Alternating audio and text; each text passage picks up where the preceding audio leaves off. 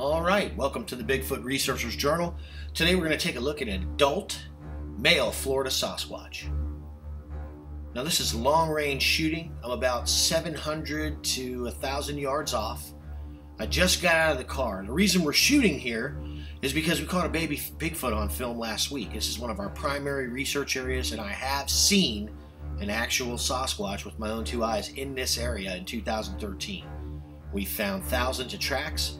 And right now, you're staring at something that is extremely large, and we're going to zoom in and show you this, but that ground brush is right around 15 feet where that arrow is pointing, right? So let's take a look at this individual, and we'll explain why we're telling you this is a Sasquatch. Right there, the top of that individual's head, or what we say is a Sasquatch, is right around 11 to approximately 12 feet, based on the ground brush. Now let's zoom in a little closer, and we'll look at the symmetry and the identifying factors that make this an actual Sasquatch, right? Bushes, whatever the rumor, do not resemble hominoids with an apex skull. First of all, you can see a hairline. There's a brow ridge, and just above that is what should be there, an apex skull. And then there's a relic hominoid brow ridge. You can plainly see it. You can even see the split right in the middle. That little anger line that you have in between when somebody tells you something they don't like, it shows. Looks like he's a little irritated. Just below that is exactly what should be there. An eye. You can see it's darker in that area, and that's because the brow ridge protrudes, shading the eye area. There's also cheek muscles, and they're right where they should be, on the sides just below that eyeball. So we've got an apex skull, a brow ridge, the eye area, and now cheeks. But in addition to that, you can also see this individual's hooded nose, making what we're staring at right now something that belongs in the Homo family, the family Homininae. This is a hominoid, not a lesser grade ape, because it does clearly show a hooded nose, like modern man. The vast swamps and wilderness areas of the state of Florida are home to a legend. Join Team Crypto Reality as they go after the truth. Go!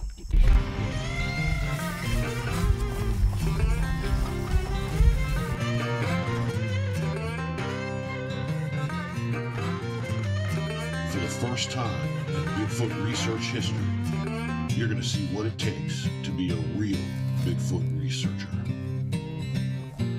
Real story from behind the scenes.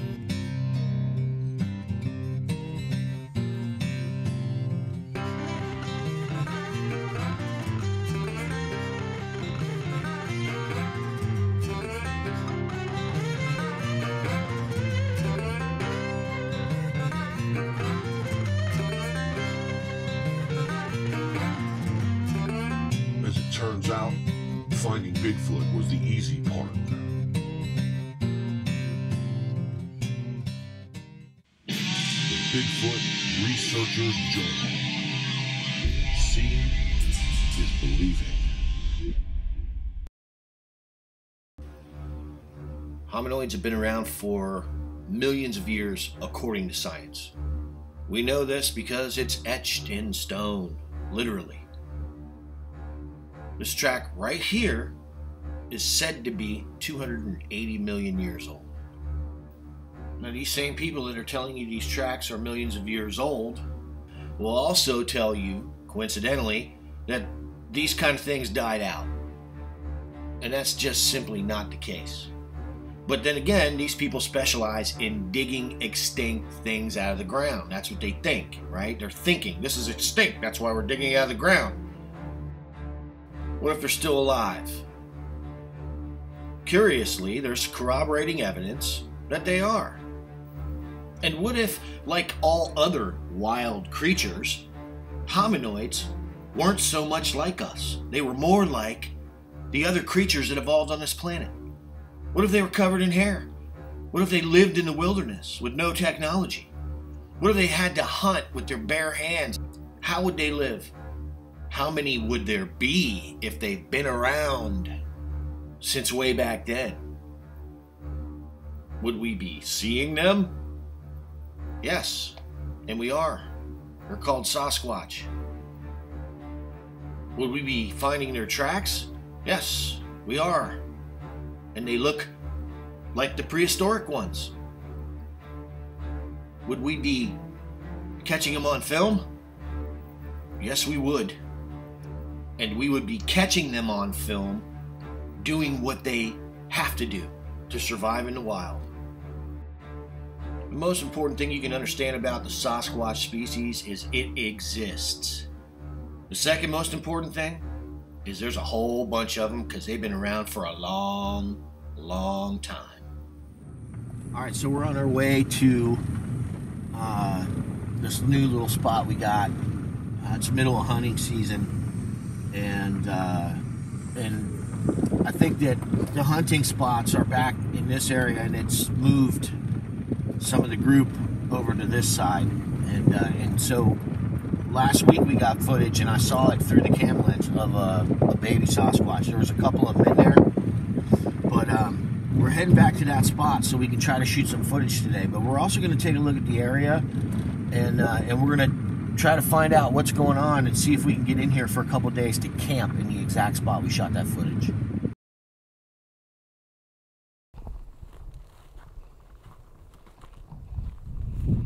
Keep your eyes peeled for snakes, Mel, okay? This is perfect freaking rattlesnake habitat. Look at this game trail. All the way down the damn thing. Wait a minute. You see that? That's a trail. Hooves don't make that kind of trail. Feet make that kind of trail. And it's hard compacted too. What do you got, Mel? I got a water hole back here. I got a trail all the way back through here. So we've got heavily used trails in an area where people don't frequent it enough to create something like that. Who's making these heavily used trails? I have an idea. Since this trail is approximately 50 yards from where we shot this footage a week ago, more than likely it's them. It's not rocket science, man. This is how reality works. 2 + 2 is 4. Feet leave tracks. And where feet walk, they create a trail. It'll always be that until somebody tries to say it's not. At which point we get the public's current understanding about the existence of Sasquatch. Enter a whole lot of common sense. These tracks are real. Let's check it out. Well, we found a trail. I wonder what made it. Yeah, but shouldn't we find some other evidence? Physical evidence? Like hair? Yeah. Been there. Done that.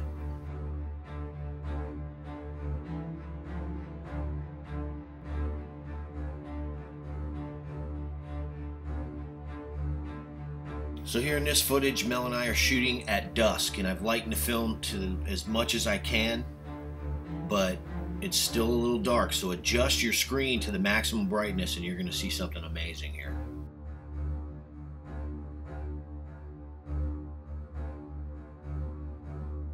So we're working on all this, and you know, this is the spot where really, and you can see it, man. I mean, look at this dude.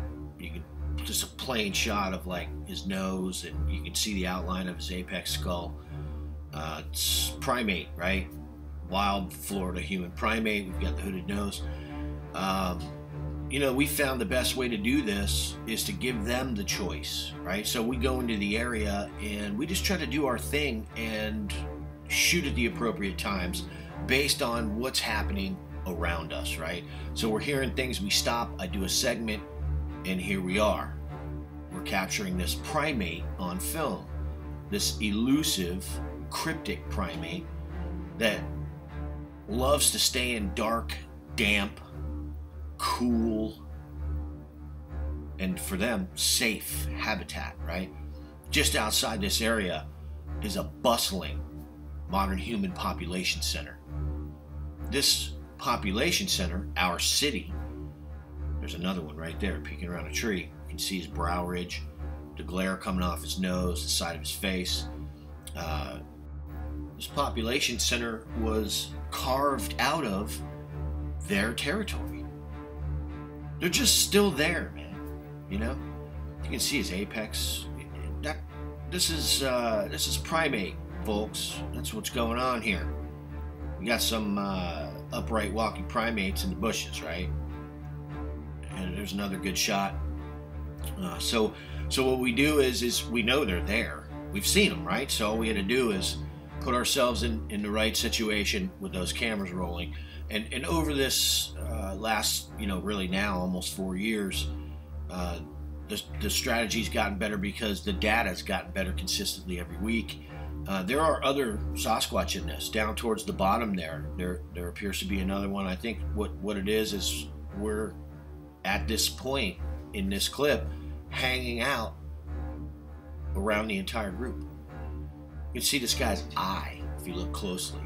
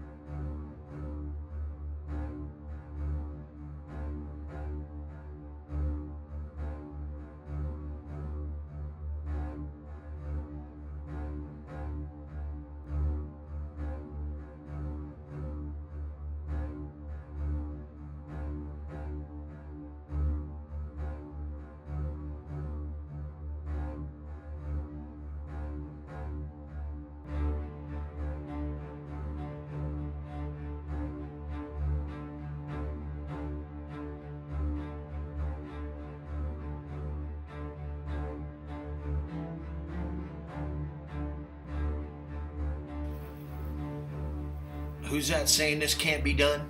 That there's no corroborating evidence that Sasquatch is real? Who's that saying that none of this is happening? That it's all bushes? How about this explanation for that? People who have an agenda to do so. Because there's no getting around the fact that the evidence is overwhelmingly out there. And what that tells me is that they're actually engaged in observing who comes into their environment. humans have a tendency to be very noisy and oblivious to everything that's around them, with the exception of maybe hunters. And with the hunters, there are many hunters that dismiss the signs and signatures of this species coming through their area while they're hunting. They may attribute it, the noise that they hear, to a deer or a hog, but then, you know, the hog doesn't appear, and then there's nothing. And so it's quickly and casually dismissed. Really, I think that that's 99% of the reason why most people don't know what's going on out here. I know a lot of hunters that have been hunting this area for a long time that would absolutely disagree with the fact that we say that Sasquatch are here until they see the images. And then it's, you know, they're taken back by it. But, you know, if you think about a lot of what goes on out in the bush, the majority of it is unnoticed. Everything is happening right under our noses anyway, and we're not cognizant of it. So why would this be any different? It's the same thing with everything else. It's only when we take the time to notice.